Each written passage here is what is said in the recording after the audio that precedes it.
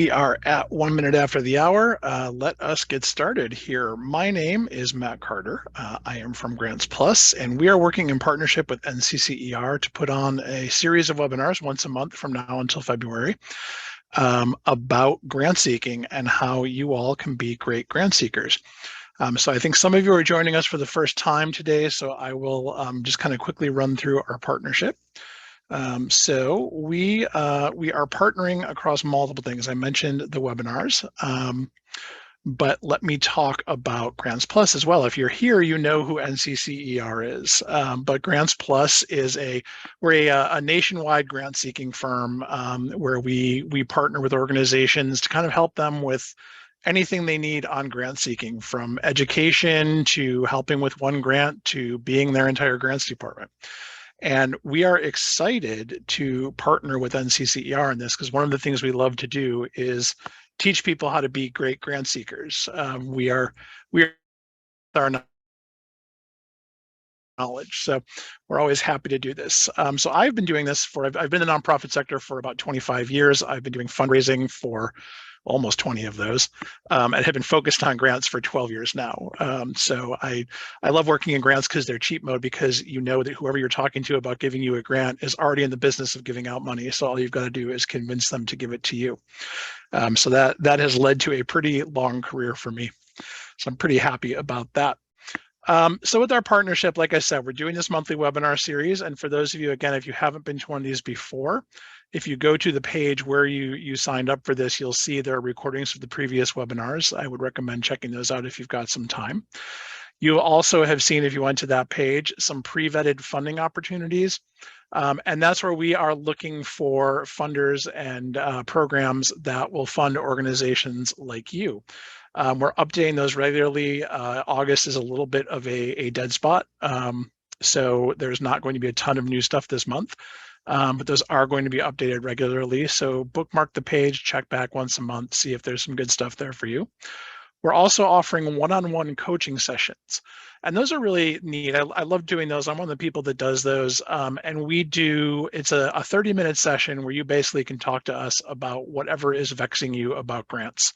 So getting started has been a popular topic, talking about specific funders, how to talk about what you do in funder-friendly ways, which actually we're going to talk about today. So, things like that, where you have some questions that are not easy to Google and you'd like to pick the brain of one of our grants experts. Those are a great opportunity that NCCER is making available to you. And also grant seeking guides, which if you scrolled all the way down to the page where you signed up for that resource page, you'll see there's some guides there that are really nice. They're one page guides to several aspects of grant seeking. And we use those actually a lot with our clients. There's a couple that I actually keep on hand for when I need to look through things. So they're great to download. I would highly recommend those. So with all of that being said, let's talk about today. So a few things, ask questions at any time. I'm always happy to break in and answer questions about what we're talking about, but I would ask that you please use Zoom's Q&A feature and not the chat, just because it's easier to track things on the Q&A feature and make sure I'm not missing anything. So as far as what we're talking about today, we're going to talk about how to arrange, and B, how to talk about your programming in ways that are funder friendly, that grant makers want to see. So talking about why grant makers care about these elements, and talking about how to identify these elements in your programming. And I will put up we're going to have a nice interactive that you can take back with you towards the end, and I will put in a link for that to download into the chat when we get closer to that. But I want to make sure that everybody is here giving their attention here. So before I start, I just want to launch a quick poll. You should see that pop up on your screen. Just a quick poll of how many different programs you're running. So do you just have kind of one core program? Do you have a few programs that you run? Or do you just have an entire, collection of programming? This looks like we've got about a third of you in. Oh my. Okay, we're going to give this about 5 more seconds here. Most people have answered. Okay. So we have a little more of a bell curve than I anticipated. So I'll share these really quickly. So a few of you have one program, a few of you have 2 or 3, and I actually expected the majority to be 2 or 3. Several of you have 4 to 10, and some of you are exhausted. At least one of you has more than 10 programs.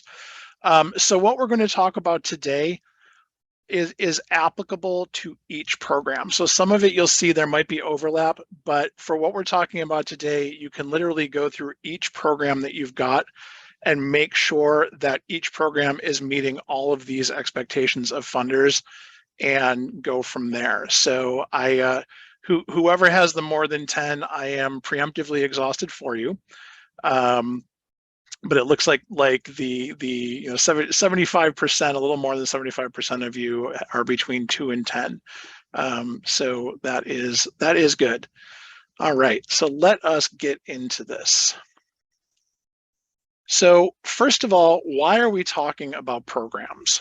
So for those of you who missed one of our first couple sessions here, just a quick reminder of why funders give. Why do people make grants? And grant makers want to create some change in the world. In the end, we are all vendors to these funders that want to create some change in the world but can't do it themselves. So they fund nonprofit organizations to do that. So to get funding, your work has to create change in the world that that funder wants to see.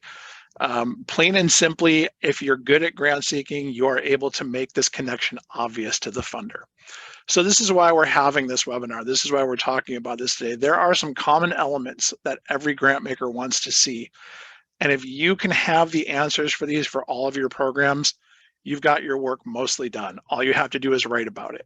You've already got a funder-friendly program once you have all of that.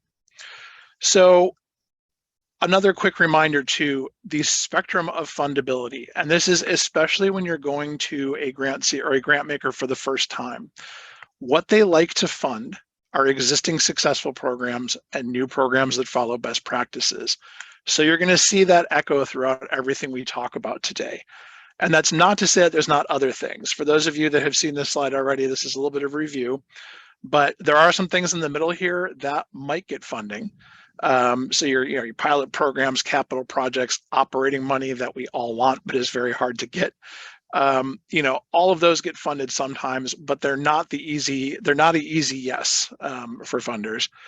And just so we've got it, things that grant makers do not like to fund: debt reduction, putting money in your endowment, anything political, and with the exception of funders that make scholarship grants, anything for individuals. So why is there this emphasis? It's because it's a safe investment for the funder. So funders like programming because it's a very concrete thing that they can see, they can understand what they're doing. There's a limited scope on it. It's not like, hey, can you fund us for the next 5 years to, improve careers in St. Louis? It is, here's exactly what we're going to do. And everything we're going to talk about today is within this kind of limited scope of having all of these things clearly defined, having your proof essentially laid out for why you should be doing this program and why they should fund you. Also, limited timeline. Again, I mentioned they don't want to fund you for 5 years at a time. So programming is another safe thing where generally at the end of the year, at the end of the semester, at the end of the summer, you've got some kind of results that you can point to. So grant makers like that, again, because it's safe. There's also generally clear reporting when they're funding a program. So you're not trying to make some massive change in the world. You're not trying to show how you have moved the needle on joblessness in your city. You're trying to show how you have done these very discrete things with this very discrete pathway that you can prove either worked or didn't work. So again, all of what we're talking about is based on this emphasis on programming.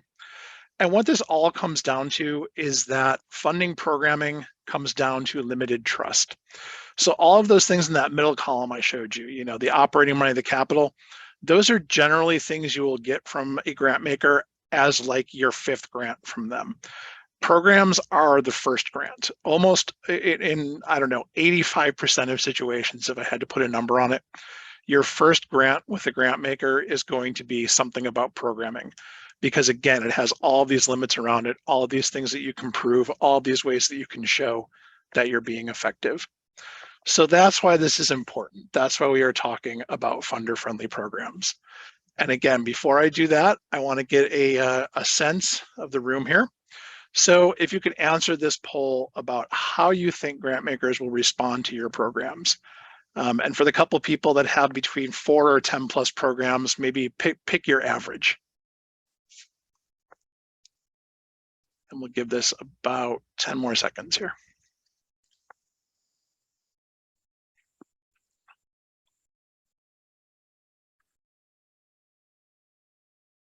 Okay, last call.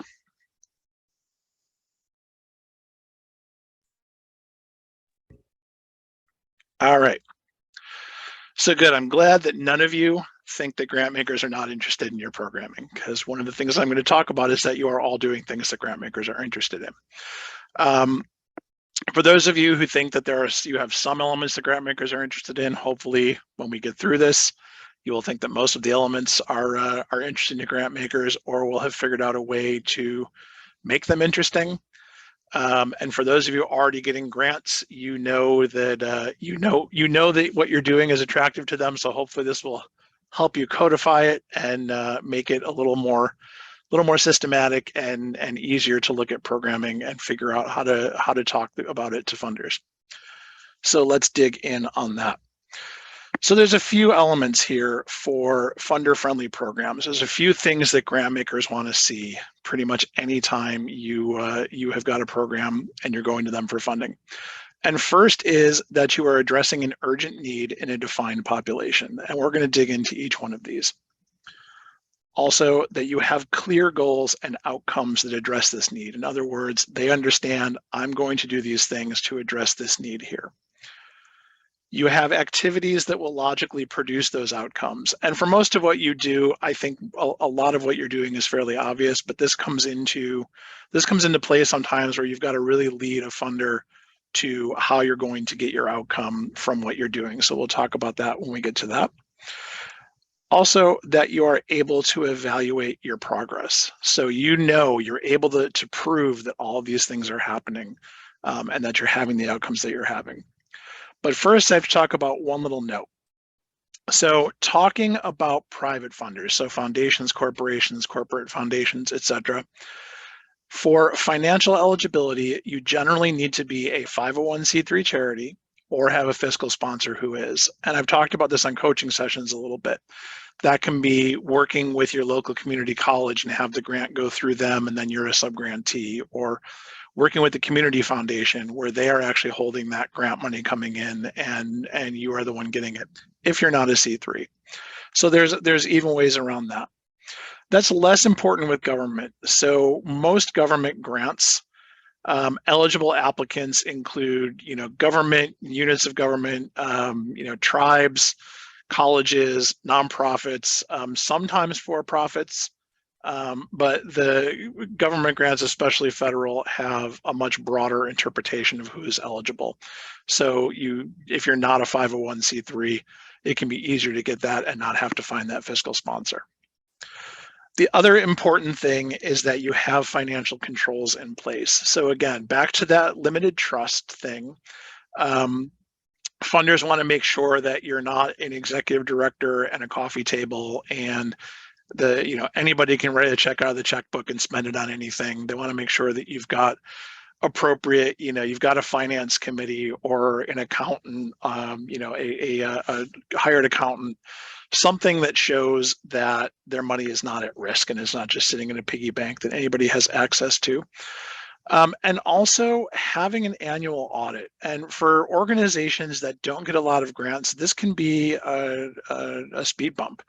For private funding, it's not often required. If you're associate affiliated with a for-profit, or you're not a traditional 501c3 structure, you may not have an annual audit because they're expensive. I mean, you're not getting an audit done for $100.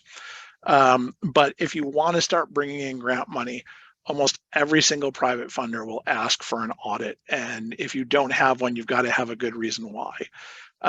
Sometimes if you're just starting out, if you've got one program, it's your overall budget is small. You can do an independent financial statement that your accountant signs off on.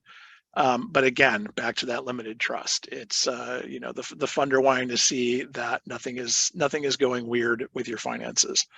So with that out of the way, just so that we know, you know, what that eligibility is. So let's talk about our first thing, which is that clear need. And why do grant makers care? And this is really going to, this undergirds everything we're talking about. There is always more need than there is funding. So you need to be able to articulate to a grant maker, hey, there's a strong need for this program that we want to do right now. We know what it is. And really it comes down to grant makers wanting that bang for their buck, knowing that they're spending their money on the most important thing right now. And knowing that they're addressing something that's going to have negative consequences if they don't. So what does that look like? So first and foremost, your program has to address some kind of clearly identified need in the community. The good news is most of your work does. You also generally want to respond to an external stimulus. So this is a need that exists outside the minds of your organization, not just something that you think would be a neat program. It's something where you have seen an actual need. So that can be a lot of things for what you guys are doing. You know, there is obviously worker shortages everywhere, especially in craft careers. You guys are addressing multiple crises right now. So you've got, you know, some of you who are doing education, you're filling these positions and you're helping people's lives, but they are then addressing all these crises that are facing all of us. So there's a clear need for that. Some of you also, I know, are working on expanding who's represented in the crafts, who are generally people who look like me. So working on, you know, bringing in people who have not generally considered craft careers, all of that, there's definitely some need there that's fairly obvious. And then really also modernizing education. So making sure that certifications are reflecting, you know, modern workplace realities and all of that. All of that is a need, and all of that are needs that are happening right now. So you are all pretty much in a good place to talk about this. So how do you convince the funder that there actually is this need? Well, you have to have data. That need needs to be backed up by something. And that data should be as local as possible. It should be directly related to the population, obviously. It should be, you can, if you don't have local data, you can extrapolate it from other sources. But again, the more applicable to your population and your location, the better. And your own data is better than no data. So again, this is all to show the funder, hey, this isn't just something we thought was a neat idea. This is something there's a need for. And here's the numbers that prove it. So we see things like this all the time. The census data is a great one to go to, especially if you're looking to work with underserved communities. So I made all these numbers up, by the way. Don't ever quote these in a grant proposal. But you know, if you've got census workforce data where you can show, hey, men are super overrepresented in these careers, they're great careers, we want to get more women involved. You know, talking about, and again, I completely made up this report, but if you've got an association report, you've got university research that shows, hey, people are making far more money in the careers that we're preparing them for than in other jobs. You know, things where you can point to that. And then with your own data, like I have in this last example, even if you can say, hey, we have seen a steady increase. You know, we were able to work with 100 apprentices in 2019. We now have 150 and there's 100 more on our waiting list. Again, that's not census data, that's not university data, but it shows that you're tracking this need, you know there's data, you know it's a real thing. So again, the gold standard is census, you know, peer-reviewed study, anything like that. Going down to our own data also shows that. And I should also say too that you can use multiples of these. You know, you can say, you know, according to the Building Trades Association, you know, high school graduates working in craft careers are making, you know, 2.38 times more money than those who aren't. Our own data shows that our own graduates are making 3 times what the average 18-year-old is making in our community. You know, whatever that is, you can layer those together and show, you know, both A, there's national impact and need, and B, you know, the need locally. So again, the key point is showing that there is this need, showing that you've got the math to back it up. The other thing is that the need should be urgent. So again, I said there's always more need than there is money. You have to be able to show the funder not just, hey, you should fund this program because it's good, but you should fund this program this year because it needs to happen. So generally, that is shown with whatever negative consequences will happen if you're not doing that now. So for example, I know I talked to someone whose state had changed the way electricians had to be trained. And you can extrapolate that out to, unless we get 1,000 people to go through our program, I did, the housing crisis is going to be more problematic because there's not electricians to do it, but whatever that is, showing that there's this need right now. Or also my last example here with the high school students, if you've got people for a limited amount of time, if your program is going after that transition age youth where, once you lose them, the urgency is we need to do this year because there are thousands of high school students graduating that need to be exposed to what we're talking about versus waiting until next year where we'll lose this entire class and they won't have this option in their life. So definitely be able to, wherever possible, talk about why this program has to happen now, just not this program is a great idea. So specifically, I kind of gave the hint that a lot of what you're doing is urgent. So a lot of what you're doing address a national crisis that impact all of us and is on the news pretty much every day. Housing crisis, crumbling infrastructure, can't find an electrician, stories all over social media of, I tried to call a contractor, I went through 37 of them, nobody returned my call, all of that kind of stuff. Funders are hearing that, funders see that. So you are working on something that is urgent. You're also basically impacting all of our lives. This is kind of rough. Most organizations. Let me bring up my last thing here because they're both interrelated. Most organizations, if you're a food bank, the person who is making this grant is probably not getting food from a food bank. If you are working to improve the ability of people to build streets, or you're training electricians who are coming and wiring up buildings, all of that, that is stuff that is in all of our lives every day. And you're in a very unique position on that because there are not many organizations that can come to funders and say, this is going to help your life personally, not just our community, but your life. So in a lot of ways, you guys are in a really great position to talk about that urgency. So I don't see any questions. Let's move on to define population here. So I sort of already spoiled this a little bit, but I do see a question. I will get to that. Okay, I will get to that after this one. So define population. Funders want to know specifically who has that need. So I've said very broadly, there's this need for more electricians, there's this need for that. Funders want you to be able to identify what population you are working within on that. And part of that is because most funders are only going to serve a specific population. So they care about some specific group of people, whatever that is, and you have to show that you're impacting that group of people. Of course, the granularity of this varies widely.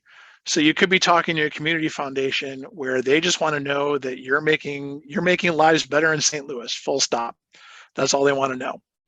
That gives you a lot of room. Versus a funder that only cares about careers for people of transition age. They only care about getting 16 to 22-year-olds into good careers, something like that, where you've got to be able to describe your population with a granularity that matches their interest. So let's talk about that, what those look like. So your defined population can be a couple ways. I mentioned with a community foundation, they're going to care about geography. Demographics. Most funders are going to care about demographics. They want to help people who are low income, underrepresented, all of that stuff that all kind of sits together. But this can kind of lead to hybrids. So where you've got some common factor like, people who are having second careers who have not hit good income in their previous careers, things like that. So that can be a bunch of different things for who you work with. Like I've already mentioned transition age youth a few times. You're going to hear about them again in a second. You could say people who are underrepresented in craft work, what you're doing. A lot of you are working with K-12 students, so targeting those students or targeting their parents. I mentioned workers looking to transition to careers with better wages. For those of you working with mid-career people, getting them certifications, getting them things where they can advance. My last example here is that geography one. So anybody in Kansas working on advancing their career. So, maybe you've got a program where you're going to career fairs in Kansas and that's your target. But again, you're still identifying what it is. It's not just we're throwing it out there and seeing who shows up. It is we've identified we are helping people at career fairs in Kansas, whatever that is. So being able to define that population. So who are the populations that funders like? There are some key populations. Funders generally care about addressing barriers. They want to help populations that are not able to pay cash, essentially. The example I use all the funders, and I say this because I worked in a museum for 4 years. Grant makers don't care about helping out people who can afford to pay admission to the museum. But where we were getting grants was for people who couldn't afford it, so we could have like free Monday for all residents within these 10 zip codes. Or making sure that there was student trips free from any school district where more than half of the kids had subsidized lunches, whatever that was. So funders care about people who can't pay for things themselves, who can't get these services themselves. And also, I think to your work too, people that don't feel welcome by similar programs.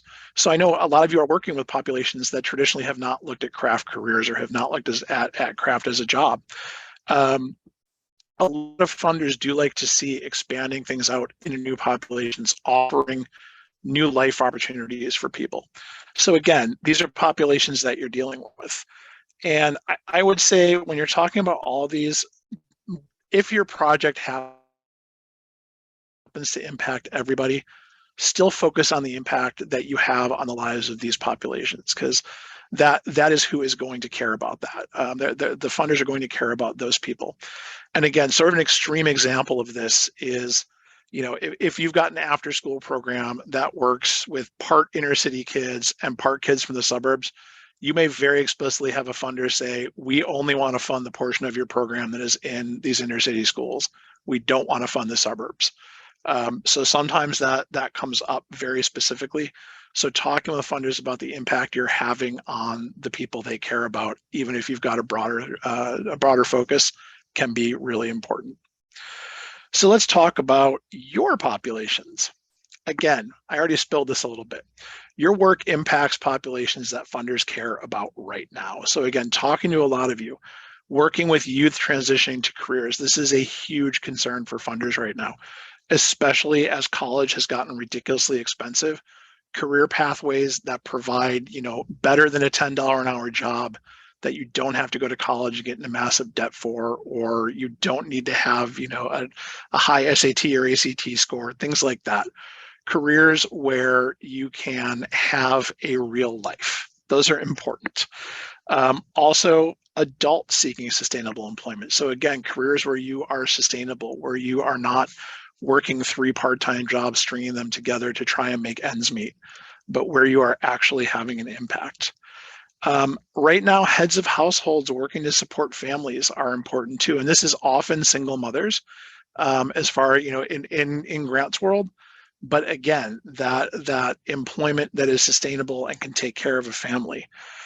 And I would say too, expanding things out to populations that are not traditionally represented in craft careers. Again, women, minorities, etc. Those, again, populations that funders care about. So I want to take a break here. We're going to talk about some outcomes and why funders care. We've got a question here from Rob that is asking, are these grants available for for-profit companies or only for non-for-profits? Generally, grants are going to be for not-for-profits. However, government grants especially, often will have for-profits eligible, especially federal grants. And there is something to be said for, as a for-profit, if you are doing the work of a nonprofit. So you've got to jump through some hoops. You usually need a nonprofit partner. Sometimes you'll have to, like I said, partner with a community foundation. But if you are doing work that doesn't benefit your business, but you're doing work that benefits all these populations that we're talking about, there is definitely an argument that can be made to a funder that you are the best suited organization for that. And there, like I said, there may be some technicalities and hoops you've got to jump through for the funding, but as far as getting that work done through grants, I think it is possible. One of the things we're going to talk about at a later point in our webinars is building relationships with funders and not just sending in proposals blank, or not blank, sending in proposals, cold. So we will talk a little bit about that and about how to talk about what you're doing to a funder before you even get to this. So in that case, you are definitely going to want to do that. So I hope that answered that. So we've got populations, we've got need. Let's talk about having an actual impact on that need. So let's talk about outcomes. So clear outcomes. Why do grant makers care? Grant makers want to give money to create a change in the world, like we talked about. So we have to show them that we are going to create change that's going to happen with their funding. We have to show them what we're going to do to make that happen.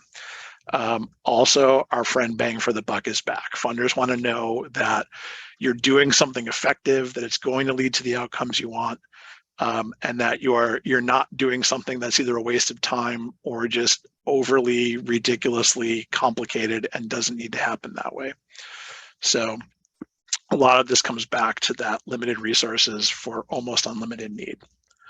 So what does that look like? Let's talk about this a little bit. So we've got our friend the pyramid here, and let's talk about a grant-friendly program. So starting from the bottom, you should have outputs and activities. So these are the things you're doing. We're going to look at all this in a matrix in a minute. These are the things you're doing. What are the really granular things that you're doing with the money? So we're hosting classes. We are, we're having outreach events, things like that. Your objectives are your measurable steps that help advance towards a goal. The goal, I'm going to spoil this. The goal is the tippy top of the pyramid. So your outputs collect to create objectives. Your objectives then create outcomes. So again, your outputs and your activities are at the very bottom, but you've got to describe them well. So they're what you're doing. You're holding classes, all of that. To have kids complete class is the objective, with an outcome of they will then get good jobs. Then leading to your big goal here, which is this large, measurable change that will not happen quickly. It may never happen. It is something that you are striving towards, but is often a large, scary societal thing that none of us are going to be able to do on our own, possibly not in our lifetime. So what does that look like for you? So let's talk about a theoretical program where we're trying to get transition age youth into good careers working in craft. So first things first, you've got whatever your little activities are, whatever your outputs are, your small scale stuff. So we're going to say recruiting visits at high schools to get kids into the class, and then making sure that kids are participating in the class. Then we go to your objective. So what you want to see happen, all your activities, what you want that to lead to is 75 kids completing the summer program with their basic certifications that they need to then advance their careers. So that all feeds into an outcome here, which is that those kids are able to begin a trade career and are making at least my randomly chosen $45,000 by the end of their first year. So again, we're starting with, we're going to go to high schools and recruit these kids. These kids are going to go through our classes. Once they do that, they are prepared to begin their trade careers of making at least $45,000 in their first year. And all of this is supporting a long-term goal of, we want a world where every high school graduate can choose a craft career that pays a sustainable wage. So again, we've got all of these things leading up to that, and we have got to make grant makers able to see all of that. And unfortunately, well, I don't know. Unfortunately for me, maybe some people like them. Often you have to fill out a logic model for funders that is talking about exactly this. And I'm going to send you a link for a modified, more friendly version of one in a little bit that we'll go through, kind of focused on this. So let's talk then a little more about why grant makers care about that. Why are they making you build this pyramid? Because they want to be able to see a clear path between your activities and your outcomes. Again, for most of what you're doing, it's pretty obvious.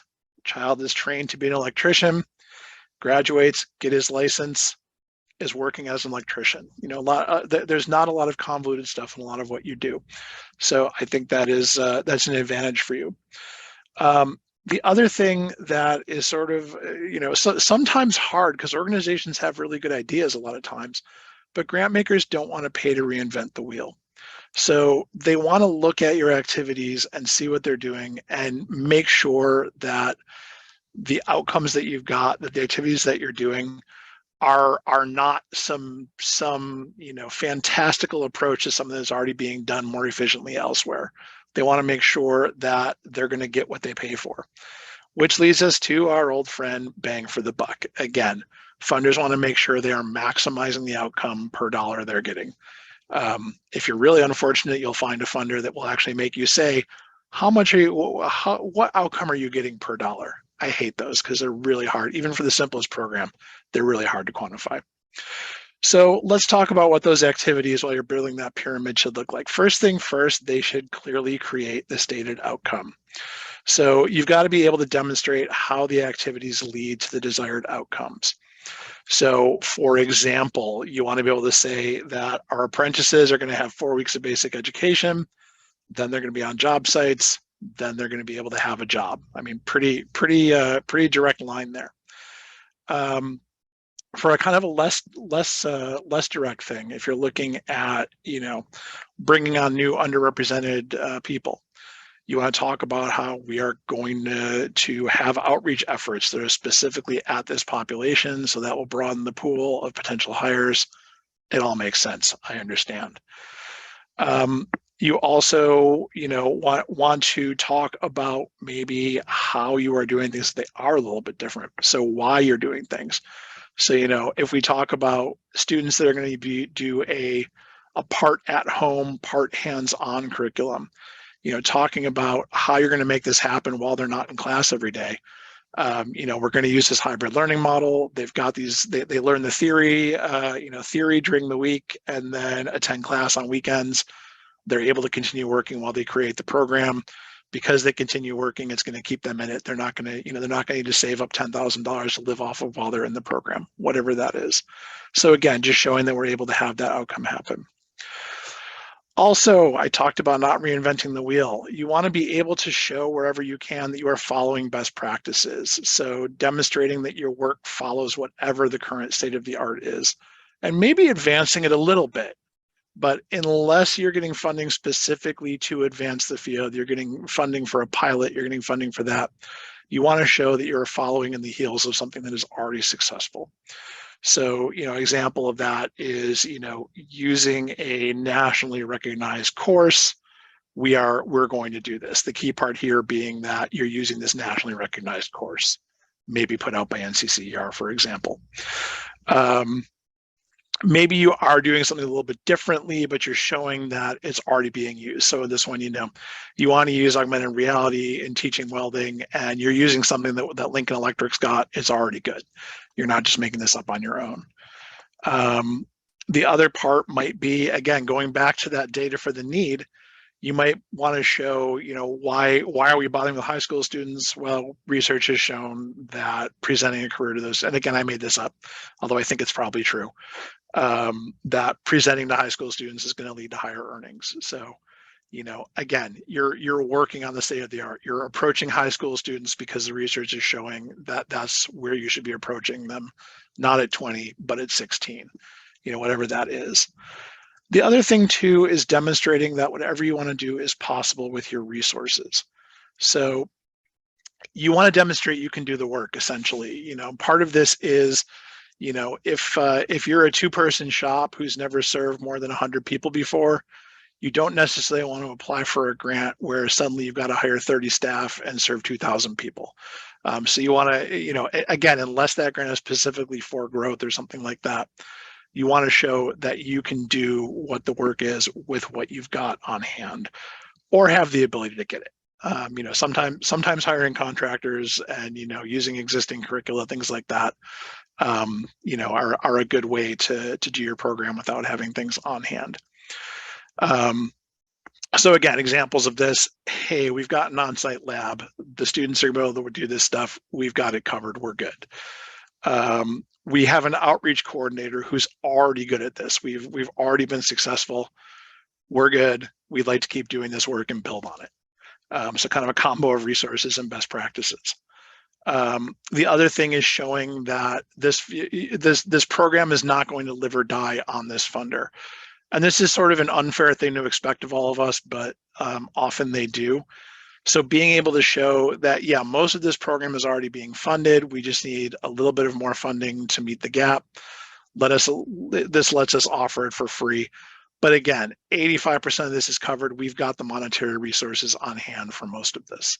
So again, showing that you're going to accomplish what you said you were going to accomplish, that you've got a clear path for it, that you've got the ability to build that pyramid. So our next thing is evaluation. How do we prove to funders that we are going to do everything we just said we would? So why do funders care? They want to know that the change they're paying for is happening. They don't just want to give $20,000 into a black box and not know whether it was successful or not. So they want to see that we know how we're going to show this. Evaluation should not be an afterthought. Often grant makers will ask you directly in a proposal, how are you going to evaluate the success? Even if they don't ask, you should be able to tell them that. It should already be built into your programming. For those of you who've tried to tack on evaluation at the end, you've already done a program for a year and you're like, oh God, we have to evaluate this. It doesn't work very well when you're not collecting data from the start, when it's not part of what you're doing from day one. So building this in, having it in the proposal is always great. And once again, we're back to our friend, bang for the buck. You want to be able to show that for their given amount of money, you made all these great things happen. Here's the math that proves it. We're great. Look at all this great stuff we've did. Here's our evaluation on that. So first things first on this, at the simplest way to do this is tracking to say that you did what you said you would.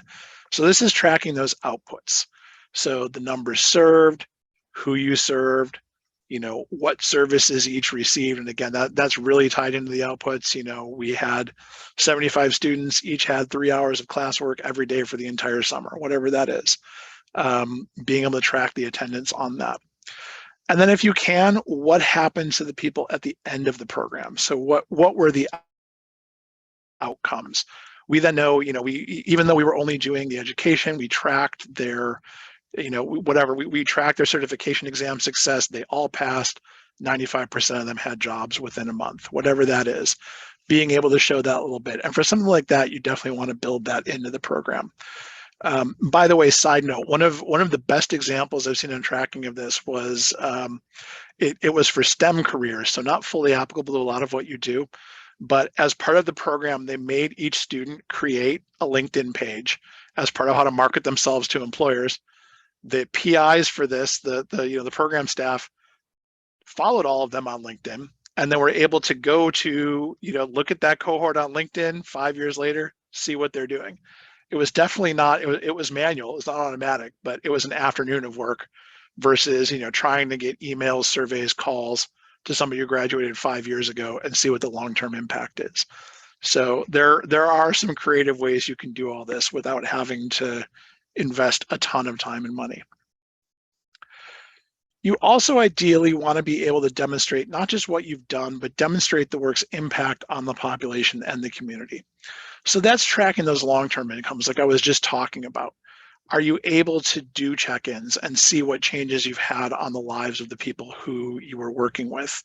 Are you able to show their career and salary growth? Can you track your people enough to show that after they went through our program, their salary went up a certain amount? We were then at the end of a year able to figure out this was their salary, this is our average growth, all of that. Being able to show that shows that your program is effective. I mean, it's pretty much that simple. Also, anything that you can do that tracks long-term change in the community. So again, I know this stuff is getting a little bit farther out there, but if you're able to at least show not causation maybe, but correlation, due to your programming, we're seeing a lot more jobs being filled in craft jobs. We know that the craft workforce looks a lot different than it did 10 years ago. We know that our program is growing. We are in year 1, we only had 100 participants. Now in year 10, we've got 500, whatever that is. So, and again, this doesn't have to be big, exhaustive, expensive stuff. This is just kind of building in some sort of tracking into your program from day 1 so that it's there when you need it. You're able to do that tracking. You're able to do that evaluation. And also, funders generally want to see, since you're doing all of this anyway, how are you going to use it? So not just being able to report to the funder, hey, your funding paid for X, Y, and Z, but showing how you are going to improve your programming with the data.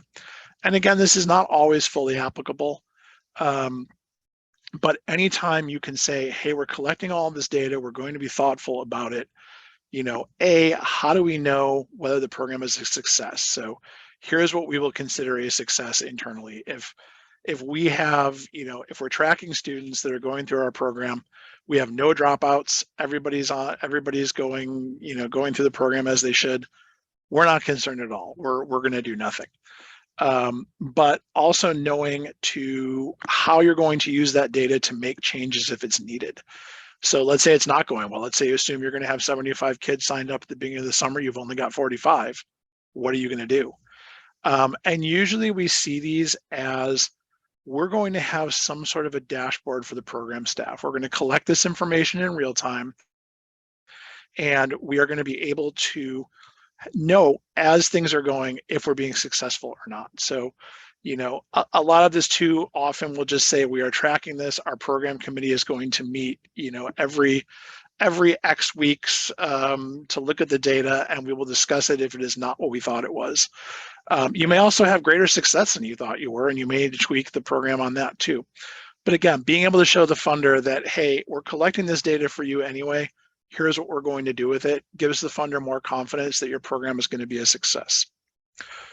So the other thing on there is your qualifications, that you are the best qualified to do the job. So first and foremost, why do grant makers care what your qualifications are? Obviously, they want to know that you can do the work that you have promised them. They want to know that you are well qualified to get this stuff done. The other thing is there are often multiple providers of the same service. And again, a little less applicable for you than say a museum, a food bank, something like that. But there are often competition. We, as nonprofits, we tend to not talk about it, but there's often competition between multiple programs, and you want to be able to show that you are the best. Also, you want to leave no doubt that the funder is making a wise investment, that grant maker is making a wise investment in you, and the funding should go to you. So the more you can talk about how qualified you are, how well it's going to go, how you have got this handled, the better off you are. So what does that look like? So you want to be able to demonstrate to the funder that you are the best suited organization to do that work. Why should the funder invest in you and not someone else? So you basically have got to be able to demonstrate that your organization and your staff have got the expertise, that you've got the readiness, that you've got community support. So if you say we're going to go to 50 high schools to do these, these orientation sessions, you want to know that those 50 high schools are already bought in, all of that. You want to show that you've got everything that you need to be successful. So essentially this shows that the easiest way to do this is we have already been successful at this. You can show that you have a record of success. You know that, here's where we've done this in the past. We already know we're great at it. We're just going to expand it a little more and keep going. That's the easiest way to do that. The other thing you also want to show is that you can start the proposed work quickly. So this is something that a lot of people miss. You are serving 100 people, you want to serve 150, you've got to add one new staff person to make that happen, whatever that is. Being able to show that you've got some kind of a plan to make that happen. So we know we need a newer facility. We're already in talks with blah blah blah to use theirs. We're fine on that. We know we need to hire a new instructor. We already have 3 instructors that we've talked to. We're going to be fine on that. Again, anything showing that you've got it all handled, you're going to be able to produce the results that you said you were going to. Also, again, that you've got that community buy-in. I use the example of schools, but that can look like anything. That can look like you know that in your community there are 10,000 people looking for work. You've talked with the employment agencies. You know that these are the jobs that are open. You know that there's a mismatch between the qualifications that people have and the jobs, whatever that is. Again, knowing that you have gotten the buy-in, that you have talked to the community, that you exist in an ecosystem, this also partially gets back to that need thing, that this isn't just something you've cooked up because you think it's a good idea, but that the community supports you in the work that you're going to do. So again, a subtle thing, but it's important. And a lot of times with funders that are very focused on some particular ecosystem, we see this a lot in entrepreneurship, where a funder is very aware of everyone else doing the same work, and they want to know how you fit in with all those pieces. So the more you can talk about how you have already talked to that community, and all of that. So absolutely, anything you can do to show that you are the one is going to help you. So I need to grab something really quickly here. Oh wait, I lied. First, let's do a poll here. Sorry. Let us do. We're going to kind of go back to the initial poll here. I'm hoping we have some change in attitude.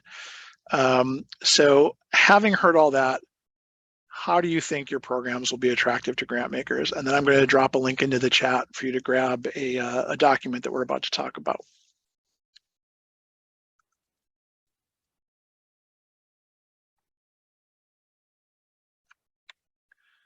All right, we're getting good results so far.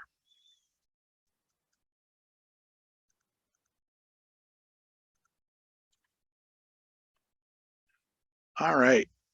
So I just dropped a link into the chat. It will take you to download a Word document that we're going to talk about here. But let me share our results really quickly here. I am glad that nobody said I don't think we can present our programming in ways that funders are going to find attractive, so that's good. For those of you who said some of the programming is attractive, if you would like, sign up for a coaching session and we can work on how to make it all attractive. And for the 8 of you that said you can easily present your programming in ways that are attractive, good. I have done my job here. So let's spend our last few minutes here to talk about this matrix that I just sent out, this mysterious matrix. This is one of my favorite tools for going through programs, especially when we have a new client, when we're working with a new organization. But to go through and be able to fill this matrix out for any given program, and the more easily you can fill this out, the more likely you are to have a funder-friendly program and be able to present your program in a funder-friendly way. So this is talking about that imaginary program in my mind about getting transition age youth to go into craft careers.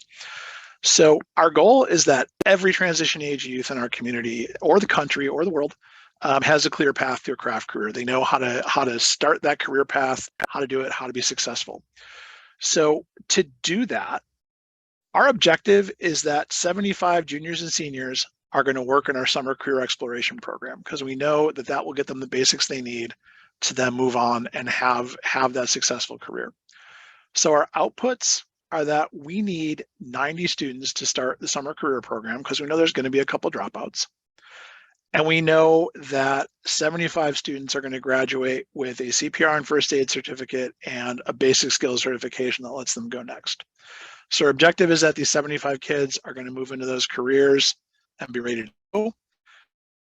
We're going to recruit 90 kids. We're going to do classes for 75 of those. The activities are going to be recruitment. So we have here, we're going to go to the 6 high schools in the community and have those recruitment events. Our activities are that we're going to present programming, and we've got, I made up specifics in here, from 10 to 5 every weekday in June and July, we're going to have students there doing that. So those are just, that is sort of what people think of as the simple part of the proposal. If you've got those 3 filled out, you can start to write your grant proposal.